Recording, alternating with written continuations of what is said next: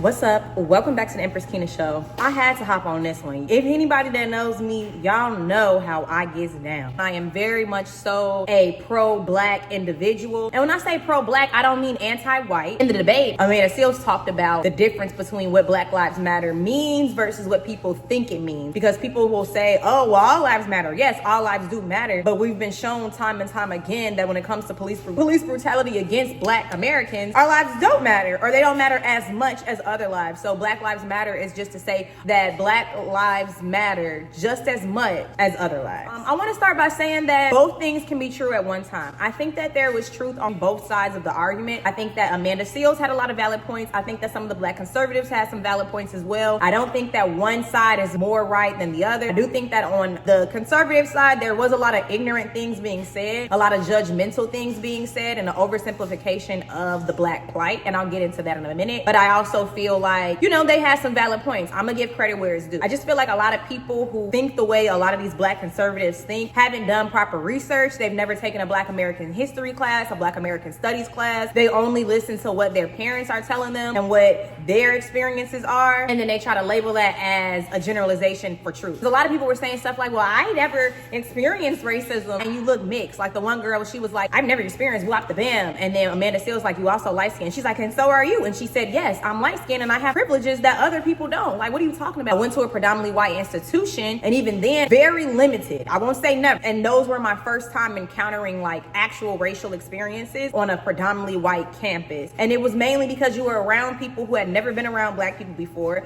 You were around people who probably were racist themselves. So, but then you were around a lot of white people who were liberal. Yeah, I experienced racism very limited amount of times in my life. I grew up on the south side of Chicago, the south suburbs to be specific. I grew up in Harvey, Illinois, Harvey World, and I'm very proud to grow up in a community. Yeah, it was the hood, but at the end of the day, I still have very limited amount of times that I've experienced racism personally. Yes, it is 2025. We are not living in the times of the Jim Crow laws, so things have gotten better, but have they completely eliminated racism out of this country? Absolutely not. So for people to say like, and even me with my limited experiences of experiencing direct, overt racism, I would never sit up here and say, well, I've never experienced racism, so I've only experienced racism twice in my life, so therefore it doesn't exist anymore. It's better. Like, not for every single body. Like, also, I'm a woman. Black men are going to experience racism and going to experience over-policing and police brutality a lot more frequently than a Black woman. Black men are the most feared in this country, and that is why they are over-policed. So, of course, my experience of racism is going to be different than a Black male. I'm also pretty unthreatening. I'm 100 pounds. Nobody's really afraid of me. So, a lot of times, racism is rooted in fear because media is pushing images of violence in Black communities. So, if that's all you ever been in the hood, and you're going to see a Black man and be like, oh, yeah, I learned about you on TV. Y'all be shooting and killing, of course. But we're gonna get into the media in a minute. So let's really get into it. Amanda Seales talked a lot about systematic racism, for one, why Blacks deserve reparation, how that can affect our community in a positive way, and why she feels not only do we deserve it, but it's necessary in order to advance our community. She talked about systemic racism affecting things like redlining, the pipeline to prison, disproportionate incarceration rates of Black and Latina people. Amanda Seales' point is that not only do all of these things exist, but it's so deeply ingrained into our society and our culture that it continues to affect the Black community today as a whole, hindering financial growth, political and corporate advancement, among other things. Now, the conservative stand is that while Blacks historically have been enslaved, lynched, today the playing field has leveled out and there is opportunity for all of us to be successful, right? Black people's problem, according to conservatives, is that we always want someone to blame, specifically the white man. We're always looking for handouts and we make poor decisions. And while I do agree with some of the conservatives' points, specifically on the lack of accountability in our communities when it comes to violence, crime, not pursuing education, making poor decisions, etc. I also feel that it is extremely dangerous to dismiss the plight of Black people in America and minimize the struggle by oversimplifying it to this limiting belief that all Black people are lazy, they just make poor choices, that's why the community can't advance. Because while that may be true to a certain extent, you can't say that that's every single Black person in the community. You can't say that that's the reason why us as a whole cannot advance. It is indeed a proven fact that poverty Poverty in low-income neighborhoods disproportionately affect Black communities more than any other community of any other ethnic race in this country. And there is a direct correlation between poverty and higher crime rate, which makes sense. I mean, if you're living in a community that lacks resources, nothing for the children to do, food desert, the nearest grocery store is miles away, but there's a liquor store in every corner, the parks aren't being taken care of if they exist, of course there's nothing left to do besides get into trouble. Now, that's no excuse for violence and crime, gangs, any of that. That's not what I'm saying. I'm just saying, like, you can't look at the effect of something without first acknowledging the cause. And I feel like that's what the Black conservatives refuse to do. And that was Amanda's whole point. It's easy to compare an immigrant to Black people and say, oh, well, I came to this country from Nigeria. I came to this country from wherever the fuck. My parents did this and they were able to get an education. They were able to come here and do this. But Black people, y'all can do it too. This y'all land, y'all been here. It's easy to say that and judge. To Amanda's point, she said, well, it's different when you come from a land where everybody looks like you and there's community that supports you as an individual and uplifts you as an individual and tells you that you matter and tells you that not only do you matter, but there's something bigger than here and you can go find it elsewhere in America. Whereas in America, the only thing we're taught about ourselves is that we came from Africa and we were slaves and then there was segregation and now we're free and everything's equal. That's literally it. The only thing that we see of our communities from a historical perspective is slavery, segregation, violence. That's going to shape the psyche of an individual as to what they feel that they're worth. And that's intentional. Once again, not an excuse, but we have to look at the cause and not just look at the effect. So yes and no. On a philosophical level, maybe, of course, we all are human beings with our own individual autonomy, free will, freedom of choice. However, with that same logic, shouldn't everyone be rich? Because most people want to be rich, right? Most people want to be millionaires. And even if you don't want to necessarily be a millionaire, you want to be wealthy, especially in America. We're a capitalistic society. Most people in this country want to be rich. That's the American dream. It's to not only be rich, but to be wealthy, to be able to have the newest and latest designer, to be able to have the big home, to be able to have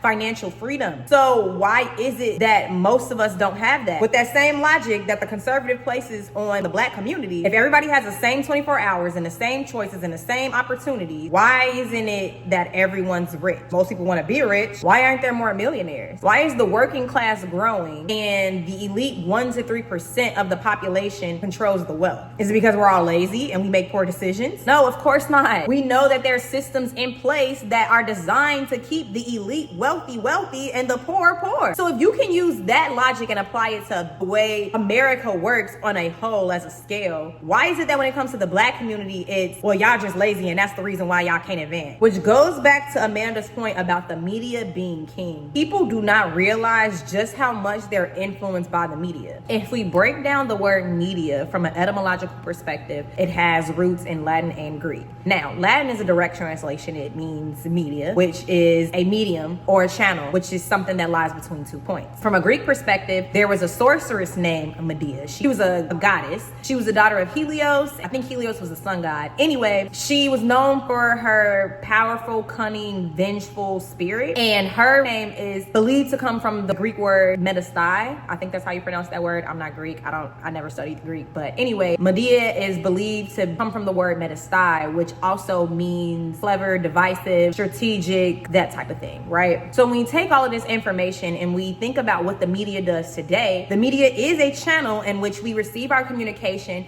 that has strategic, divisive messages. And not divisive as in D-I-V-I-S-I-V-E. Yes, it is part of it. It's a double entendre, if you will. But to devise as in to strategically calculate the message that's being delivered. Our beliefs and our perspectives are constantly being shaped by our experiences, our communities, and more importantly, what we consume from the media through movies, TV, music, also by what we're taught in school, by our religion. These are all factors of indoctrination. And what is indoctrination? Indoctrination, let me read the definition. Indoctrination is the process of accepting concepts, beliefs, or systems without question. And the dangerous part about it is most people don't question where their beliefs come from or why they believe what they believe. They don't think critically enough to ask themselves, not only why do they believe what they believe, but where did this belief come from? People being taught one thing and believing that that's the sole and only truth, not thinking critically for themselves and challenging what they've been taught. So the Black conservatives, they also talked a lot about the music, that being a leading cause of violence within Black community, which I agree. Black culture is heavily influenced by the music, the rap music, hip hop, R&B specifically. But what the conservatives did not, and maybe refuse to acknowledge, is that specific types of music is intentionally being pushed to further an agenda that perpetuates violence and glorifies immoral behavior within our community, as well as seeking financial stability doing illegal things such as selling drugs, scamming, robbing, stealing, etc. And also, I want to point out that black people aren't the only ones listening to rap music. You got white suburban kids, any other race, listening to rap. Rap is probably one of the most popular and most commonly listened to genre of music. So that point to me is also a moot point, because it's like they were saying it as if black people are the only people listening to rap, when you got white people and Mexican people and other races running around saying the N-word because they listening to the music. So it's not just us listening to it, but I digress. Amanda made a good point when they brought up the music. She says, who owns the music though? Who's pushing this music? And that's what a lot of people didn't recognize, or maybe they just don't understand or understand or overstand. Maybe they just don't get it, or maybe they just refuse to acknowledge it because they want to prove their point. But black people aren't the ones that own the music, sweetie. The music industry is widely owned by people like Sony, and then there's like 2 other major conglomerates that own the majority of the music, the record labels, the media. And guess what? They aren't black, they're white, specifically of a ethnic and religious group who I shall not name because y'all not gonna kill me. You can't say their name, all right? And I ain't gonna say it. Y'all know who I'm talking about. And they pay these artists very well. Okay, do you hear me? They pay them very well to promote specific music. You can talk to anybody that's in the music industry. They're not gonna push the stuff that's talking about love and the stuff that's talking about uplifting the black community. They're not pushing that. They're gonna push the shit that says fake that ass, bounce that ass, steal, kill, destroy. And if you're also a religious person, you know that the devil, quote unquote Satan, was an angel of heaven and controls the music industry. So once again, on all levels, everything is strategic. That's why the word media means strategic communication. Y'all not hear me? It's not clocking. It's not clocking to you. It's all about controlling the mind, because once they got your mind, they got you. Even when you look at it from a vibrational perspective, rap music a lot of the times is on a very low vibrational hertz. Hertz is the measurement of the vibration of the actual calibration of the music. When you look at classical music, for example, the hertz have a higher frequency, which has been proven to stimulate thoughts and provoke levels of concentration that can lead to higher IQ. Lower frequency vibrations does the opposite. And a lot of rap music sits on a frequency oftentimes between 30 to 50 hertz, right? The human range can detect, I think it said 20 hertz to like 20,000 hertz, right? That's the spectrum. Rap and trap music often sits on a very low vibrational, like probably like the lowest, 30 to 50, 30 to 60, something like that.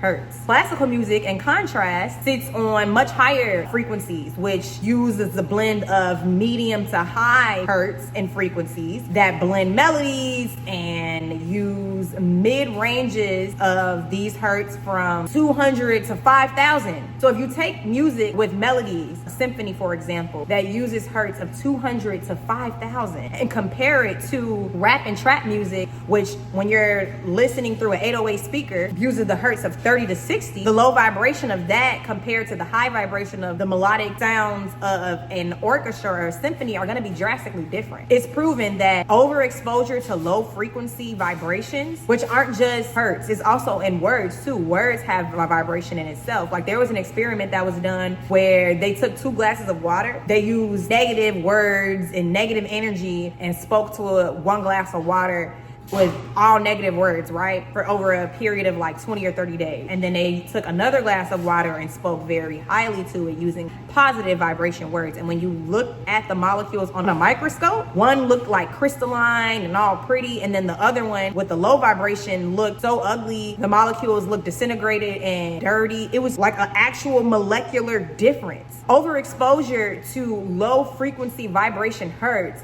has been proven to create low vibrational behavior. So it's no coincidence that a lot of times rap music, trap music is put to those low vibrational beats. That's why when you hear the basses and they like boom, boom, boom, that's the low vibrational hertz. Once again, this is not an accident. This is not a coincidence. Nothing in life control. Now to the conservatives' point about choosing better, there is some merit to that. I have to give them credit where it's due, because I always say this. When you look at the unity among other races and other cultures, like if you go to a Mexican community, for example, they got their own tiendas, taquerias, they build their cribs up, be 15 of them staying in that crib. Black people can't stay together to save our lives. We want to put ourselves against each other for being different skin tones, and we're literally of the same ethnic group. Black people definitely do, as a whole, as a collective, have to take accountability for where we are going wrong as a people. We need to get back to the point where we united as one. You have to be accountable for yourself. You can't sit around and blame the white man and blame systemic racism and blame this, that, and the third as to why you can't choose to do better for yourself, because we all have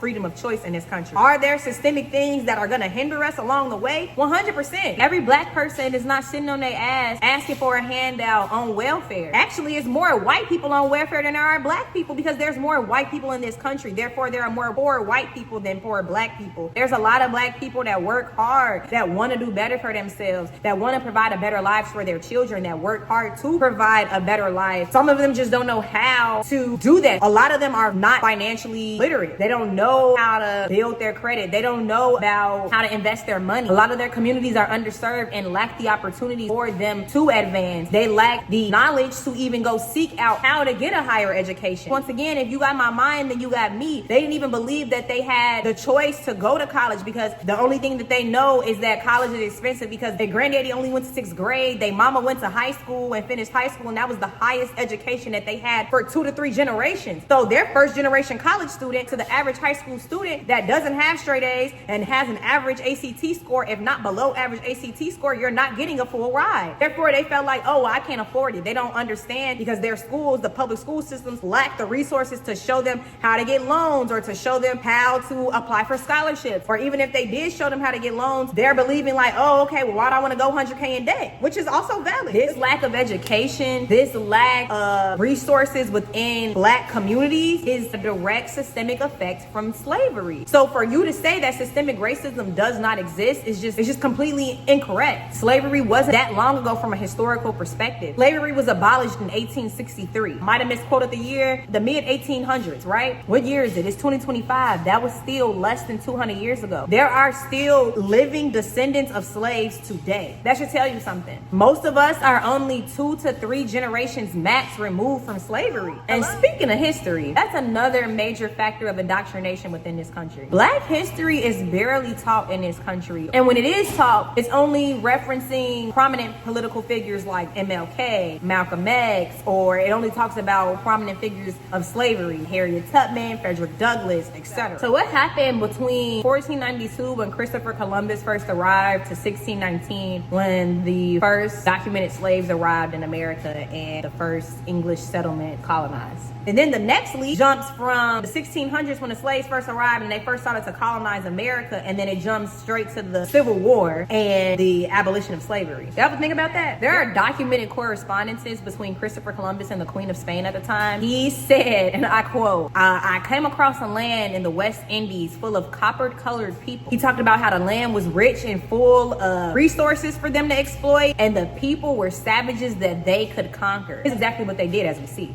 We was already here. So yes, the transatlantic slave trade existed, and they were taking slaves from Africa and bringing them over here to the Americas, North and South, to the Caribbean, to Jamaica, Cuba, Dominican, Haiti. But they were also taking people from this land and taking them over to Europe and making them slaves and servants in the European countries, and taking them to settlements in North Africa and trading them as exports, as goods. So it wasn't just one coming to here, it was back and forth trading all around. The transatlantic slave trade lasted hundreds of years, and it was exporting people back and forth from the Americas all over Europe and from Africa back here. It wasn't just Africa coming here. Black people, quote unquote, were already here. But guess what? We didn't call ourselves black. We were parts of a multitude of different indigenous native tribes. This land was already inhabited by copper-colored people. That is literally what Christopher Columbus called us, copper-colored people. So this argument that some of the conservatives on this episode were saying about Africans and Arabic people selling their own people to the transatlantic slave trade, while true, was also very irrelevant, because that has nothing to do with the fact that there was a trade of slaves from one country to the next. And once again, it also dilutes the fact that these people who are already inhabiting this land, who are us, weren't just taken from another land and brought over here. Their land was stolen from them. Our land was stolen from us. Y'all not hearing me. Y'all not hearing me. Y'all gotta wake up. This is the history that they don't teach you. This is the history that is so wildly suppressed that we have no idea who we are or where we come from. We still running around calling ourselves African American. That's a misnomer. The indigenous people of this land, who are now called black people, their land was stolen from them, us. We were conquered, renamed, and subjugated to slavery. We're actually prisoners of war. That's what they don't tell y'all. They tell y'all came from Africa. No.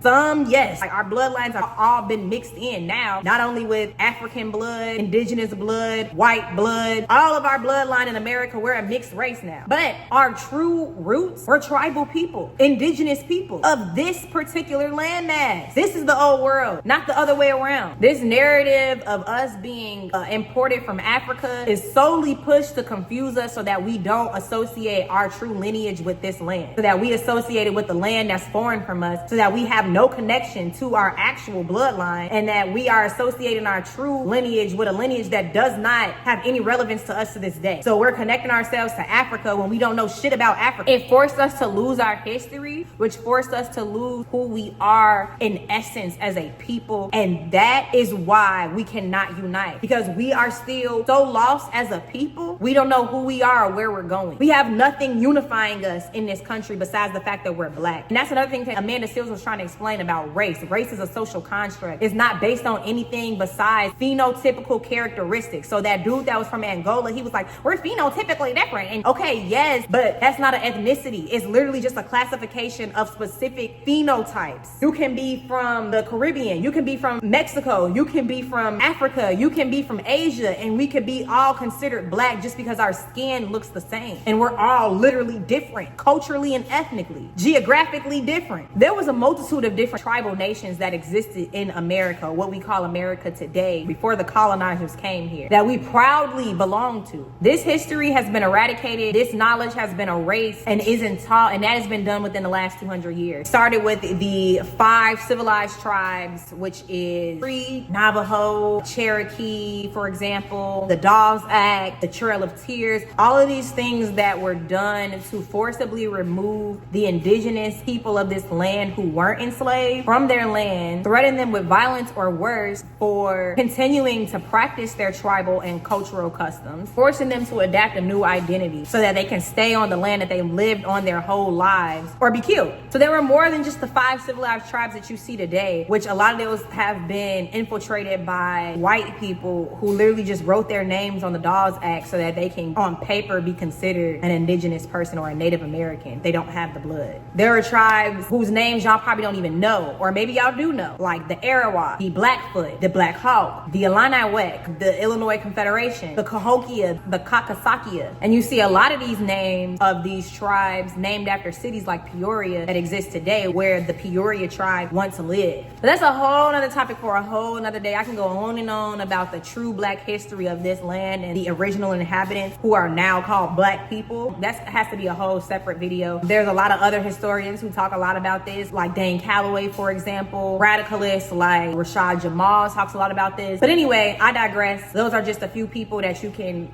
look up, and they can go into more further detail than I can. But anyways, to conclude, yes, there are black people who aren't contributing to the advancement of our people, who are contributing to violence, who aren't trying to help themselves, looking for handouts, looking for somebody to blame. But I would argue that that's not just a black thing. That's something that happens amongst all cultures and all races. There are going to always be people who aren't helping helping themselves. They're gonna always be people who don't want to do better for themselves. However, this narrative is pushed more often on Black people more than any other ethnic group to justify and dismiss the systemic and racial disparities that exist within America today. Because yes, as a product of someone who lived in the hood, yes, there are gangbangers and drug dealers and welfare queens and kings who refuse to help themselves and just sit in the hood all day and don't want to do nothing. But in my experience, and I've lived in the south side of Chicago, the south suburbs of Chicago. I've lived in Iowa. I lived in Texas. I've lived in Missouri. I've lived in the hood, burbs. I've lived all over this land. There are so many more people who are helping themselves, who are doing the work, who are trying their best to provide a life for their children and to better themselves, who are working hard but still struggling because they lack the resources and educations to advance themselves. They're not sitting around broke, but they're not building generational wealth because they don't know how to invest it. So you can't tell me that the majority of Black people are just not accountable and just aren't trying to help themselves, and that's why they can't advance as a people, as a whole. That's just incorrect. The public school systems and underserved communities lack the resources and the education and the mentorship and the guidance to help young African American students get to college, or the resources for them to help pay for college even, which goes back to Amanda Seales' point of the pipeline to prison. They take third grade scores, look at who's falling behind, and then invest into the prisons in that area as opposed to investing into resources to help further those third graders who are falling behind along. Jails are privately funded, but the government is allegedly supposed to be paying for these school systems, and they all are lacking the resources. Schools are being shut down across the nation. Funds for extracurricular activities and programs are being cut. But then you go to the white suburb schools that have the tax dollars to have programs like this. Their parents have the education to help them. They have the money and the funds to help them. And then y'all wonder why Black people can't advance. That's like me getting a hammer and some cement without no instructions on how to build the house, and then you saying build the house. But then meanwhile, these other people got the full instructions, a full toolkit, and a whole instructor to tell them how to build the house, and they building mansions. Meanwhile, we still can't build a hut because we don't know what the fuck we doing. So it's much more complex than this oversimplification of if immigrants can do it, so can you. Because while in theory this is true, the reality of the situation is if you don't have the proper guidance, if you don't have the proper mentorship or resources, advancement is damn near unobtainable for the vast majority of people. And that is the point that Amanda Seales was trying to make. She wasn't trying to make an excuse for those who aren't trying to help themselves. She was just trying to further reiterate the point that for the people who are trying to help themselves, they need a little bit more resources. They need funds. They need programs allocated specifically for the advancement of people who have been disenfranchised for 400 years. Guess what? While y'all sitting here talking about, oh, Black people this and they lazy this, do you know that the Black woman is the most educated in this country? Black people are far from lazy. Yes, there are Black people that are lazy. Yes, there are Black people that are ignorant. But there are so many other Black people who are the complete opposite, who are dominating. I don't care about Democrats this and conservatives that, because guess what? Just like the conservatives said, the Democrats just pander to Black people and make us look like fools, having Megan Thee Stallion twerk on the stage saying, vote for Kamala, and don't give a damn about us. And then the conservatives, y'all ain't no better because y'all only care about the wealthy. Y'all don't care about the betterment of the community as a whole. At least y'all more upfront about it. Politics in itself is the problem. It's a part of an indoctrinated system that isn't built to serve the communities of the land who need it the most. Simply put, all politicians and political parties are self-interested individuals who only are after bettering themselves, not the community. And then they wanted to talk about, we've had a Black president. We've had a Black vice president. We have 2 Black cabinet members. So how do you think that Black people can't advance to one out of how many, what president we on right now? 45, 46? 1 out of 46? Y'all okay? Yeah, you're right. It is better than before when we were getting lynched. So if you're comparing the advancement of Black people in 2025 to 1965, sure, you got it. We're a little bit further along, but it's far from even. I mean, and that's just not even like an opinion. That's just a fact, an observable fact. The government is all smoke and mirrors under the guise of democracy when it's really just controlling its people, lying about tax dollars and where money's being allocated and funded that we really don't have no real say-so over. We don't even really have say in, from a political perspective, when it comes to voting, because the Electoral College is the one that actually elects the president, not the popular vote. And while we might have more freedom than other countries that are like communist or underneath the dictatorship, we not really that in control control over the legislation and the actual laws that control this country. Our voting has very little impact on the actual political reform and legislation. It's the elected officials like the Electoral College, the House of Representatives, and the Senate that are making the actual decision, not the people. The generalized vast majority of the people who reside in this country who these laws actually affect. Anyways, I done talked enough. I'm gonna stop talking before they come get me, because listen, I ain't trying to start nothing or nothing like that. Y'all can keep believing in a system that's designed to keep you struggling in this rat race, blaming underserved communities for why they haven't advanced in generations after a land was stolen from them and they've been subjugated, colonized 400 years. The people who don't even know who they are because their history has been rewrote and retaught by the victors who've conquered them. Believe what you want. All I'm saying is, me and mine, we gonna get ahead. We gonna be better than the last generation. And that's just that on that. I can go on and on for days about everything I discussed in this video. If you really like this video, please like, please subscribe, please discuss in the comments if y'all agree with me, if y'all don't agree with me, what y'all feel, what y'all don't like about what I said, what y'all do like about what I said. You know what I'm saying? Let's have a discussion. If y'all want me to talk more about anything in this video and make a more detailed video of any topic that I discussed here, put in the comments below. But anyway, that is the Empress Key signing out. See y'all next time.